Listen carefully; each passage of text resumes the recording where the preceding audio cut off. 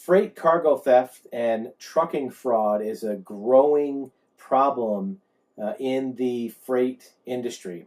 What happens is the way that trucking works now is it's put out for bid. There's kind of like an eBay for trucking routes. If you have a shipment that needs to go to point A to point B, you put it on these message boards online. Somebody bids on it and says, "I'll do it for $800," and their bid's accepted. They show up, pick it up, and go. What's happening is there are fraudsters that create a ghost vendor account on these trucking boards. And they download insurance forms and fake IDs and fake bill of ladings and registrations for trucks. And they bid on a job. And they're, of course, going to be the lowest bidder. And they show up at your warehouse to pick up, 55-foot truck full of flat screen TVs or tomatoes or whatever it is. And they sign for the load and they take off and they're gone. You never hear from them again.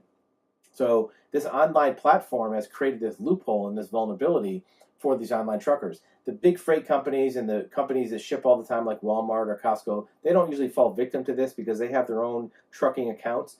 But a smaller company that may only ship once in a while may fall victim to this and not know how to verify paperwork for who's picking up their load. They may not have the loading dock procedures or the gate procedures to make sure that these trucks are legitimate, getting good IDs, getting pictures of the drivers, getting fingerprints, even getting pictures of the license plates, although those can be forged a lot of times.